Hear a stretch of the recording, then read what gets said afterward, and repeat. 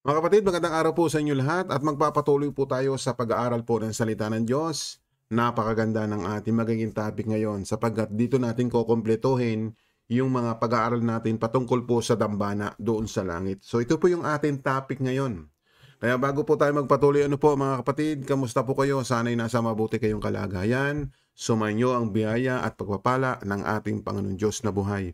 At ngayon po, magpatuloy na po tayo sapagkat dito po sa pag-aaral po na mga maraming nagtuturo no, at alamin natin sa aral at turo ni Kristo at sa ibang mga nangangaral. So magkakaroon lang tayo ng alin ang pagkakaiba sa itinuturo ni Kristo sa itinuturo ng ibang mangangaral. Na ganito po yon, na yung dambana doon sa langit, doon daw napupunta yung mga mabubuting tao, yung mga banal. So bago ho mangyari yun, magaganap muna ho yung paghuhukom. Ano ho? Pero sinasabi ng iba, kapag namatay ang tao, diretso na doon sa langit. O yun ang sinasabi nila. Kaya di natin naalamin. Dito natin naalamin sa ating channel, sa pamagitan ng kasulatan, doon tayo magkakaroon ng pangunawa. Kaya alamin natin sa kasulatan.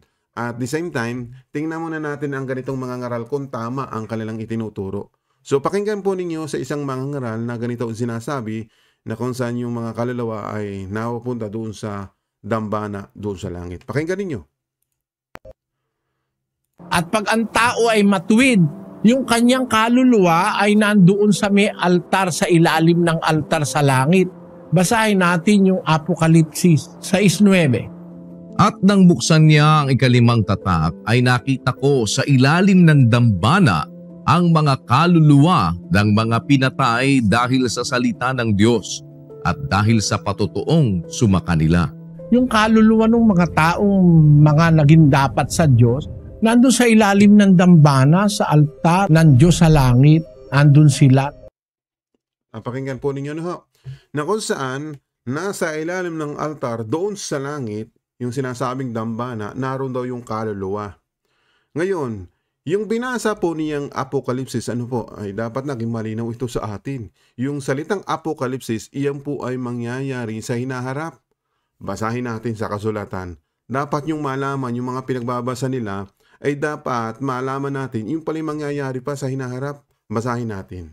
Dito po sa sulat ni Juan, sa aklat ng pahayag. Pag sinabing pahayag, ay Apokalipsis o revelasyon. Sa English, revelation. Ibig sabihin, pahayag na mangyayari sa hinaharap. Basahin natin sa mga sulat ni Juan 4:1. Pagkatapos nito, nakita kong nabuksan ang pinto sa langit at narinig kong muli ang tinig na parang trompeta. Sinabi niya, umakyat ka rito at ipapakita ko sa iyo ang mga mangyayari sa hinaharap. Malinaw po, no? Uulitin ko para alam ninyo yung salitang pahayag. Sabi po dito, sabi kay Juan, umakyat ka rito, ipapakita ko sa iyo ang mga mangyayari sa hinaharap. Meaning, yung aklat ng pahayag, yan ay mangyayari sa hinaharap. Ngayon, dito po sa mga nangangaral, na kung saan itong binasa niya sa aklat ng pahayag 6:9, muli nating basahin. Sabi dito, nang tanggalin ng tupa ang ikalimang selyo. So magkakaroon pa ho ng pagtanggal o pagbubukas ng ebanghelyo at doon po nakalaman yung mga bagay na mangyayari sa hinaharap. Meaning, itong binasa po niya, sabi dito, nakita ko sa ilalim ng altar ang kaluluwa ng mga taong pinatay dahil sa tapat na pangangaral nila ng salita ng Diyos. Meaning, yan ay mangyayari pa lang po kung mayroon pong dambana doon sa langit, ay doon po pupunta talaga yung mga kaluluwang mga pinatay na nangangaral ng salita ng Diyos. Yan po yung panahon na kung saan ay papasok yung 7 taong kapighatian kasi magkakaroon po ng pangangaral muli ng ebanghelyo sa buong mundo. At makakaranas nga po itong mga banal nito ng yan po, pinatay sila sa pangangaral ng salita ng Diyos. Yan ay mangyayari sa hinaharap. Nang sa ganun, ngayon, alamin naman natin, saan nga ba napunta ang mga tao kapag namatay? Alam naman natin, ang kasulatan ay hindi pwedeng magsinungaling kasi doon natin babasahin. Ang kulang lang po sa ibang mga ngaral, maaaring hindi ito nababasa, hindi nakasaliksik. Kaya sinasabi ng aklat ng Panginoon, inyong basahin sa aklat ng Panginoon. O di ba, basahin natin yung Isaiah 34:16. Sinasabi po ng kasulatan, inyong saliksikin sa aklat ng Panginoon. Kaya pag hindi ka nagsasaliksik, hindi mo mahanap yung magiging sagot doon sa mga tanong natin. O ngayon, nasa na nga ba yung mga kaluluwa? Naroon ba sa dambana sa langit? O ibig sabihin yung ating binasa kanina dito po sa Pahayag 6:9 na yung mga kaluluwa ay nasa langit na? Ang yung mga nasa langit po, yung sinasabi po dito, yung mga taong pinatay dahil sa tapat na pangangaral ng salita ng Diyos. Yung po ang nasa altar. Yung pong mga nangangaral po ng salita ng Diyos. O hindi lahat ng tao. So nagkaroon po dito na specific na malinaw sa atin na yung mga kaluluwa na mga pinatay nasa ilalim ng altar ng Panginoon. Kailan niya mangyayari? Kapag naganap na yan. Hindi pa naman ho nagaganap yan mga kapatid. So ngayon, ililinaw natin sa mga bagay na nakasulat para malaman natin na kapag ba namatay ang tao, saan ba pupunta? Doon na ba sa altar sa langit kahit ikay mabuti? O magbigay tayo ng halimbawa. Sino yung mga taong mabubuti? Okay ha? Maghahanap po tayo sa kasulatan. Sino po yung mga taong mabuti na lumalakad sa Panginoon na hindi nag-akasala, may takot sa Diyos? O alamin po natin, magbigay tayo ng halimbawa sa mga sulat po ni Job, 1:1, at basahin natin. Dito ipinapakita po yung taong matuwid. Okay, basahin natin. Para mahalaman yun ho, si Job ay isang taong matuwid na lumalakad na may takot sa Diyos. Basahin natin. Job 1:1. May isang lalaking nakatira sa lupain ng Uz, na ang pangalan ay Job. O ito yung halimbawa natin ha, na si Job ay matuwid. O matuwid siya. Walang kapintasan ang pamumuhay, may takot sa Diyos, at umiiwas sa kasamaan. Ibig sabihin, taong matuwid po ba siya? Yan po nakasulat. Basa pa tayo ng ibang salin. Dito pa rin po sa Job 1:1, hindi tayo lilipat kasi ito isang example lang para maintindihan ninyo na magbibigay tayo ng halimbawa, talagang nasa kasulatan din po. Ano ho? O katulad po nito sa isa pang salin. May isang lalaki sa lupain ng Uz na ang pangalan ay Job, at ang lalaking iyaon ay sakdal. Ibig sabihin sakdal, banal, matuwid. Ano ho? Sakdal at matuwid at natatakot sa Diyos at humihiwalay sa kasamaan. Ngayon, kung si Job ay isang halimbawa, yan ba ay pumunta pa doon sa dambana na sinasabi po niya dito? O matuwid, ano ho? Kasi sinabi niya kanina, yung mga matutuwid. Muli natin balikan ng kanyang sinabi para alam ninyo kung talagang sa dambana nga doon sa langit napunta si Job. Muli natin pakinggan ito. At pag ang tao ay matuwid, yung kanyang kaluluwa ay nandoon sa may altar, sa ilalim ng altar sa langit. Basahin natin yung Apokalipsis 6:9. At nang buksan niya ang ikalimang tatak, ay nakita ko sa ilalim ng dambana ang mga kaluluwa ng mga pinatay dahil sa salita ng Diyos at dahil sa patutuong sumakanila. Yung kaluluwa ng mga taong mga naging dapat sa Diyos, nandun sa ilalim ng dambana, sa altar ng Diyos sa langit, andun sila. So, ganyan ang isang mangangaral na kung saan ay tama ba yung kanyang sinabi. So, nagbigay po siya ng sitas doon sa Pahayag 6:9. O, alam natin na ngayon, ano ha? Yung Pahayag 6:9, mangyayari pa lang ho sa hinaharap. So, hindi niya pwedeng ilakip yun sa mga taong namatay na kung saan ay pupunta doon sa dambana sa langit. Samantalang, yan pa'y magaganap pa lang sa hinaharap. Ngayon, balikan po natin yung tanong na kung saan kapag namatay ang tao, ay hindi pala diyan pupunta kasi sa hinaharap pa yan eh.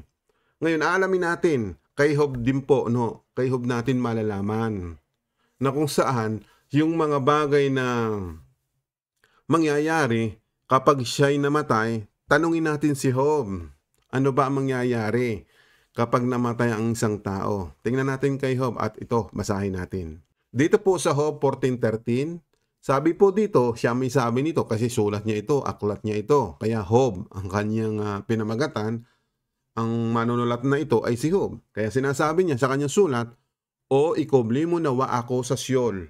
So, hindi po dambana. Bakit sinasabi ni Job na ikubli nawa siya sa Sheol? Ano ba yung Sheol na yun? Lugar po ng mga patay. So, pag namatay ang tao, diyan pupunta sa Sheol. Yung mga taong matutuwid. Kasi si Job ay isang matuwid. Malinaw po ba? Na ingatan mo nawa akong lihim hanggang sa ang iyong puot ay makaraan. Na takdaan mo nawa ako ng takdang panahon at iyong alalahanin ako. So, ibig sabihin, kapag naroon siya sa Sheol, abay alalahanin naman siya.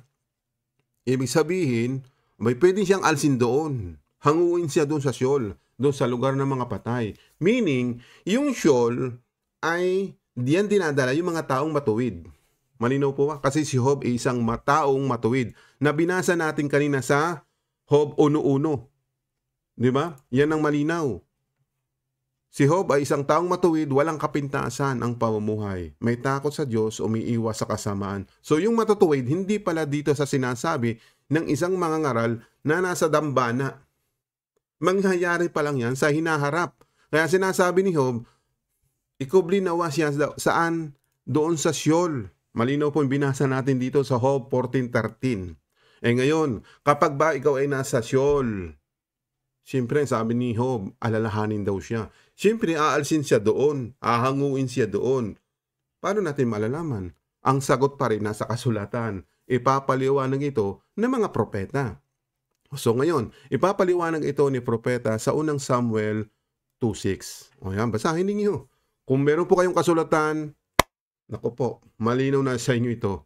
Yung mga taong nagbabanal, lumalakad sa katuwiran, gumagawa ng mabuti, ito ang kagandahan. Ano? Basahin muna natin sa ibang salin. Dito muna tayo para maintindihan nyo yung salitang Sheol. Sa unang Samuel 2:6, ang Panginooy pumapatay at bumubuhay. Siya ang nagbababa sa Sheol at nagsasampa. Yun ang kagandahan. Na kung saan pinangakuan si Job na pwede siyang alsin doon sa Sheol. O ibig sabihin, kung doon siya ibababa, doon din siya kukunin o isasampa. Para saan dadalhin? Di ba doon sa kalangitan? Yan ay malalaman natin sa pagbabalik ni Kristo. Kaya lahat ng tao bubuhayin. Di ba? Bubuhayin, magkakaroon po ng pagkabuhay na muli. Kaya dapat yung malaman. Na ang sinasabi nila, pag namatay, diretso ng langit. Paano yung pagkabuhay na muli? Kung naroon na ang kanilang kaluluwa, at dito po magkakaroon ng kaganapan na magkakaroon ng pagkabuhay na muli. Pag-isipan ninyo. Yung mga nanonood ho dito, wag ho kayong basta maniniwala sa ibang mga ngaral kung wala kayong nababasang kasulatan. Katulad nga yun, nakita nyo, ang galing magturo, ang galing magsalita. Diba? Makakapaniwala talaga Ang lakas ng convincing power. Pero dito ho sa kasulatan, yun naman malinaw po, dadalhin po muna sa Sheol, hindi po dito sa dambana sa langit. At yung dambana doon sa langit, saka pa lang yung magaganap kapag naganap na yung mangyayari sa hinaharap. Di ba't ito'y sinasabi po doon sa mga sulat po ni Juan? Di ba't naalaman naman natin ang sulat ni Juan ay pahayag? O balikan natin ito. Pahayag for Juan. Kaya pinapakyat po si Juan para ipakita yung mga bagay na mangyayari sa hinaharap. Ibig sabihin, nakarating na ba siya yon? So yan ay pangitain. Ipinapakita sa magitan ng vision doon sa mga bagay na mangyayari sa hinaharap. Ngayon, kung sasabihin ng ganito ng ibang nagkokomento, kasi nga na-reveal na yan kung na-reveal na, dapat naganap na po yan. Kasi ganito po isang nagkomento, basahin natin ito.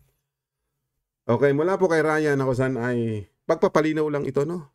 Kaibigan, kung gusto mo maging dapat sa Diyos, alam mo dapat yung mga aral at turo ni Kristo.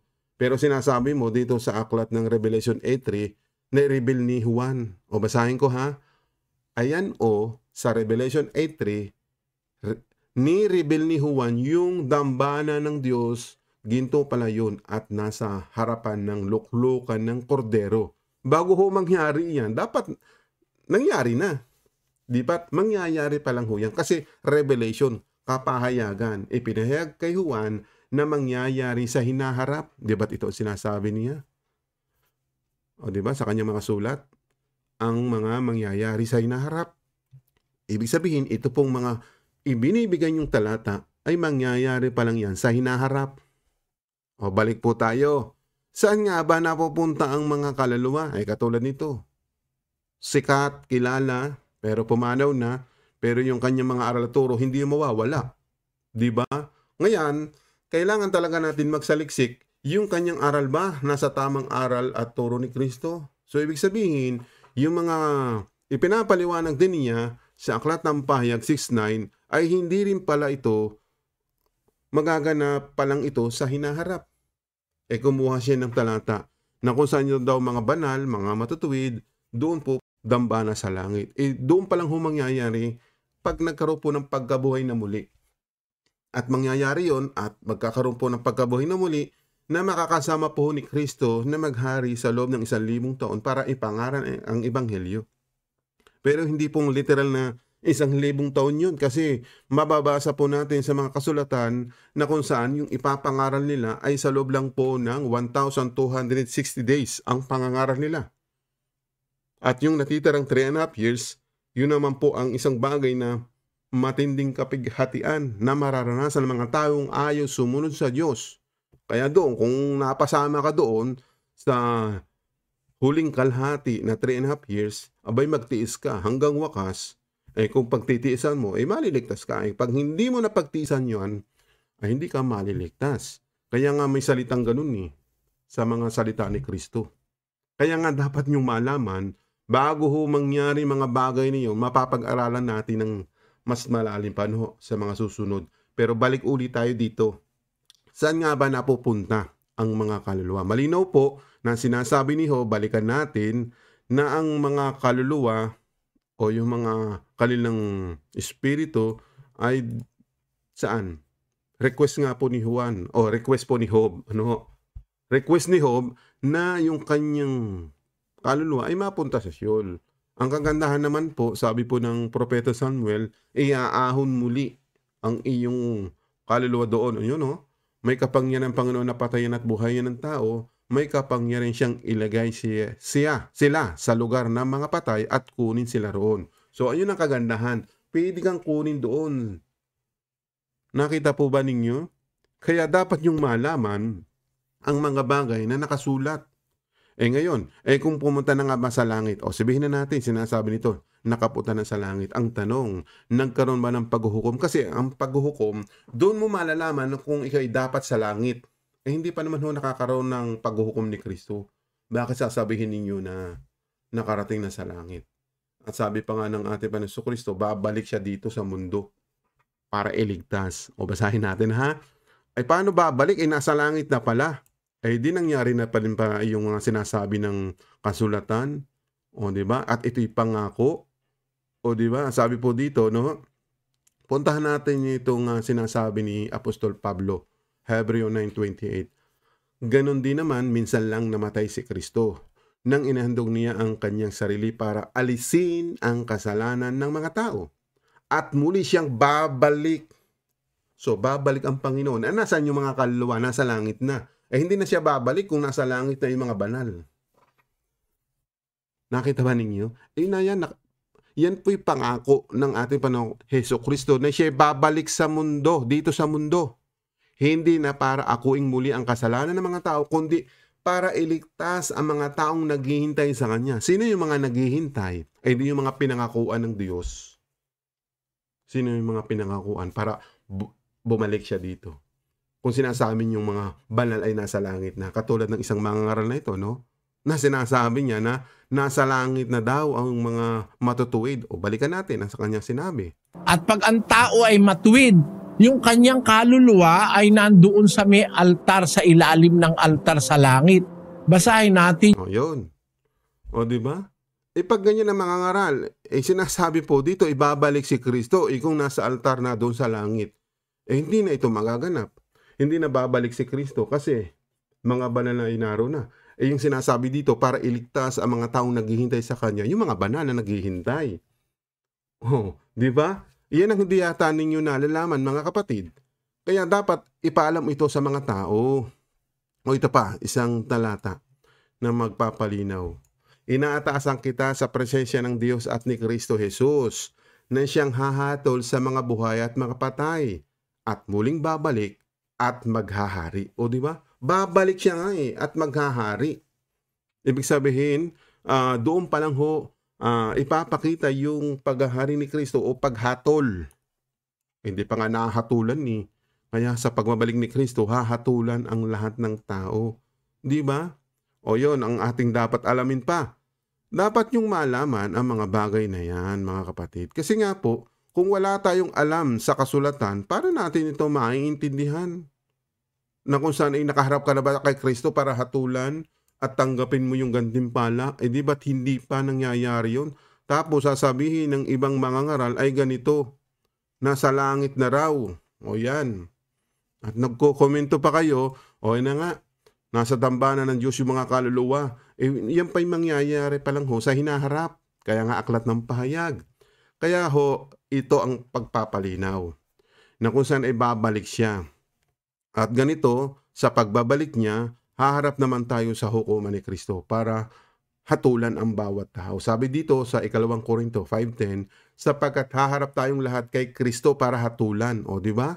Lahat hahatulan. Tapos sasabihin mo, nasa langit na. Yan, tatanggapin ng bawat isang nararapat na kabayaran sa kanyang mga ginawa, mabuti man o masama, nang nabubuhay pa siya sa mundong ito. O di ba? Kaya nga magkakaroon ng pagkabuhay na muli at para hatulan ng mga tao. O di ba? So wala pa doon sa langit, wala pa dito sa dambana na sinasabi niya. Na sinasabi niya, muli natin balikan. Ang tao ay matuwid. Yung kanyang kaluluwa ay nandoon sa may altar, sa ilalim ng altar sa langit. So mangyayari pa lang yan, abay do pag naganap daw yung aklat ng pahayag sa hinaharap. Ano po? Kaya sabi po dito, haharap muna tayo sa hukuman ni Kristo. Paano ikaw babalikan ng Panginoon kung nasa langit ka na? Di ba? We are excited sa mga bagay na sinasabi ng kasulatan kung meron po tayong ganung pangunawa na kung saan ay hindi pala ito nalalaman ng mga tao. Bakit? Bakit hindi nalalaman ng mga tao ang mga bagay na yan? Tanungin ko po kayo. Bakit hindi nalalaman ng mga tao ang mga bagay na yan? Ano ho? Sapagkat sa pagbabalik ni Kristo, di ba't bubuhayin nga? O basahin natin ito. Puntahan natin yung sulat ni Apostol Pablo. Si Apostol Pablo magpapalinaw ng mga bagay na yan. Na ang tao wala pa doon sa langit. Kaya nga babalik si Kristo para sunduin. O basahin na natin ito. Sa unang Tesalonica 4:16, sa araw na iyon, ang Panginoon mismo ang bababa mula sa langit kasabay ng malakas na utos. Marinig ang pagtawag ng punong anghel at ang pagtunog ng trompeta ng Diyos. Ang mga namatay na sumasampalataya kay Kristo ang unang bubuhayin. Di ba? Kung sumasampalataya, yung mga panahon na tinuruan ng Panginoon, sumampalataya sila. Di ba? Bumaba si Kristo, nangaral ng Ebanghelyo. Di ba't sumampalataya sila? Iyan sinutukoy diyan. Muli silang bubuhayin. Ibig sabihin, patay sila. Kung susibihin mong nasa langit na sila, paano mong masasabing nasa langit na hindi na siya bumaba? Di ba? Yan mo, sa araw na iyon, ang Panginoon mismo ang bababa mula sa langit. Kung ang mga banal na ito ay nasa langit na, hindi na yung bababa. Nasa langit na pala. Yung mga sumasampalataya kay Kristo, ayan nga, unang bubuhayin yung mga namatay kay Kristo. Di ba? Yung mga apostol, sina Apostol Pablo, yan, bubuhayin din ng mga iyan. Tuloy pa natin ang pagbabasa para maunawaan po ninyo, sa 17. Pagkatapos, ang mga buhay pa sa atin sa araw na yon, yung tinutukoy yung mga kapwa mananampalataya sa panahon na in the future, kung buhay sila at sumasampalataya, makakasama din, dadalhin sa mga ulap para salubungin ng Panginoon sa himpapawid. At makakasama natin ang Panginoon magpakailanman. So yun. Yun ang mga ganap at mangyayari. Sa pagbabalik pa ni Kristo ay bubuhayin para makasama na natin ang Panginoon magpakailanman. Ibig sabihin, wala pa sa dambana sa langit yung sinasabi po ninyo. Ano ho? At itong mga ngaral na ito. Kung paniniwalaan nyo siya, bahala kayo maniwala sa kanya. Ang aking binasa, mismong aral at turo ni Kristo. Yung binasa ko. Kaya ang paniwalaan ninyo, yung sinasabi ni Kristo. Kaysa ibang nangangaral na maaring hindi ito na kayang naipaliwanag ng ayos. Bakit? Bakit niya may papaliwanag ng tama? Kasi po, kung babase kayo sa kanilang kaalaman, kagalingan, ay hindi po tayo doon bumabase. Katulad sa mga nagko-komentong ito, ang kalangan nila, napakagaling na nila, pero hindi nila pala naunawa na yung aklat ng Revelation, aklat ng pahayag o Apokalipsis ay mangyayari sa mga hinaharap. Ayon po sa mga sulat ni Juan na sinasabi doon sa Apokalipsis 4:1. O balikan natin yun. Nang saan alam ninyo na yung mangyayari pa lang yan sa hinaharap yung aklat ng pahayag. So malinaw po na hindi po muna sa dambana doon sa langit kapag namatay ang tao. Saan ho pupunta? Kung ibabase natin yung sinabi ni Job, sapagkat siya'y matuwid, banal, di ba? Namumuhay ng matuwid, may kabanalan, may takot sa Diyos. Di ba? Ito ang sinasabi po sa kanyang mga sulat na kung saan ay na sinabi niya kapag siya'y namatay, yan, nawa ay ako ay ikubli sa Sheol. Ano ba yung Sheol? Yun po yung lugar ng mga patay na pwedeng ihaon o ilagay doon at ihahon. O balikan natin yung talatang yun, no? Para maging malinaw po sa lahat. Na kung saan ay maintindihan natin na may kapangyarihan ng Panginoon na patayin o buhayin ang tao. So kailangan kung mamamatay ka, pwede kang buhayin uli ng Panginoon. At diyan sa lugar ng mga patay, at diyan ka ilalagay muna. Malinaw po ba? So sa ibang salin ay ito. Ang Panginoon ay pumapatay at bumubuhay. So bubuhayin ka. Kung nakaranas ka ng kamatayan. Ibig sabihin, siya muna magbababa sa Sheol at nagsasampa. Yun ang kagandahan. So di ka pupunta, hindi po muna doon sa dambana. Kasi yung dambana doon sa langit na sinasabi po dito, yan ay mangyayari pa lang sa hinaharap, mga kapatid. So naging malinaw po ba sa inyo? Ba't sabihin ng iba ay ganito? O ano po sinasabi dito? Ganyan ba ang inyong pangunawa? Na kung saan kapag namatay daw ang tao, ayan, basahin natin. At ang alabok ay mauuwi sa lupa gaya ng una. At ang diwa ay mababalik sa Diyos na nagbigay sa kanya. So dito, espiritu sa isang salin. Basahin natin sa ibang salin. Kasi po, espiritu po ang nakasalin ho dito. No? O yan, basahin natin. At ang alabok ay bumalik sa lupa na gaya ng una. At ang espiritu ay bumalik sa Diyos na nagbigay nito. Ganun ba? Pag namatay ang tao, babalik sa alabok ng lupa. Naturalmente. Pero subito bang babalik o ibig sabihin instant na babalik sa Diyos yung espiritu mo? Ay kung hindi pa ho nagkakaroon pa ng paghatol. So ibig sabihin, babalik ka sa Diyos kapag nahatulang ka. Kaya yung talatang iyan, unawain po ninyo. Kasi ang paliwanag ng iba, kapag daw namatay, yan, babalik naman sa Diyos eh. Totoo po, babalik sa Diyos kapag nahatulan na. Di ba? Paano kung lahat ng tao ay makasalanan? Babalik ba yun sa Diyos? So hindi. May screening yan. Kailangan mong magpakabanal. Kailangan mong magpakabuti. Kailangan mong sumunod sa aral at utos ni Kristo para maging banal ka, para maging matuwid ka, at maging karapat-dapat ka doon sa langit na inaalok ng Diyos. Malinaw po ba, mga kapatid? Kaya dapat yung malaman ng mga bagay na yan. Paano babalik si Kristo? Kung nasa langit na yung mga banal. Kaya sinasabi po dito, babalik siya. Yung mga taong naghihintay, no? Para iligtas po siya. Yung mga taong nagbabanal. Ano po? Wala pa ho doon sa dambana sa langit. Sana kung naging malinaw po yung ating naging topic ngayon, please comment po sa ating channel. Huwag kang makalimot na mag-like at mag-comment sa channel natin. Ano? So salamat po. Kung naget mo na unawaan po ninyo itong ating pag-aaral, yung dambana doon sa langit, yung mga kaluluwa mangyayari pa lang ho sa hinaharap. Pero ang tao po, kapag namatay, saan pupunta? Yung mga matutuwid, yung mga banal, doon sa lugar po ng Sheol. At doon muli iaahon ng Panginoon yung mga nagbanal at naging matuwid sa kanyang harapan. Bakit po? Balikan natin yung talatang yun ho, para maging malinaw sa inyo ang mga bagay na ating napag-usapan. Malinaw po ito ho. Sa isang salin basahin natin. Sabi po dito, ang Panginoon ay pumapatay at bumubuhay. Siya ang nagbababa sa Sheol. So wala po tayong pagpipilian, kundi ang Diyos po ang nagbababa sa Sheol kung naging mabuti ka, naging tapat ka, naging masunurin ka. Pero kung ikaw ay masuwayin, hindi ka pupunta diyan. pupunta ka doon sa lugar ng Hades ng pagdurusa. Yan ang sinasabi po ng ating Panginoon Kristo doon sa kwento niya sa lalaking mayaman na hindi nagpahalaga sa utos ng Panginoon. Pero si Lazarus na nagtiis ng kanyang buhay, nasa piling naman ni Abraham na kung saan ay nagpapahinga. O, di ba? Parang ganun din po. Para makita natin kung si Job, pinakita doon na ikubli yung kanyang kaluluwa doon sa Sheol, maaring doon din napunta po si Abraham, na kung saan ay nagpapahinga ang kanilang kaluluwa doon.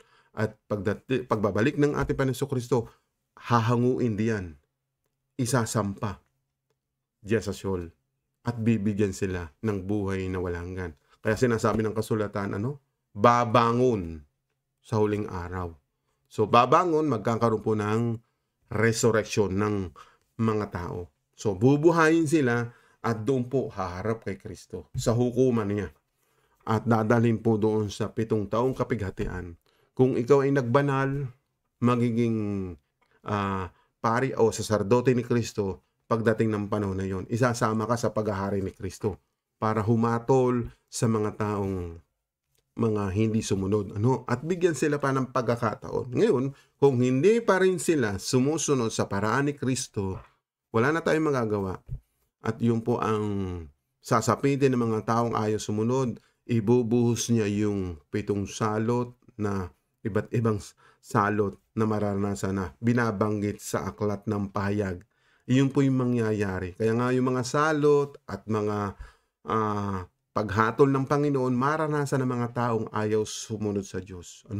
So salamat po. Sana hanggang dito na lang po, na kung saan ay naging malinaw po tayo, kahit po sa ganitong mga nangangaral, napakagaling, ay huwag kayong umasa.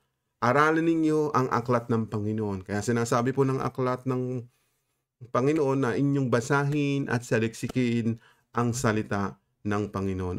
Ayun ay mababasa po natin sa Isaiah 34:16. Inyong saliksikin at basahin ang aklat ng Panginoon. Okay po ba? Hanggang sa muli po ng ating pag-aaral, pagpalain po kayo. Amen.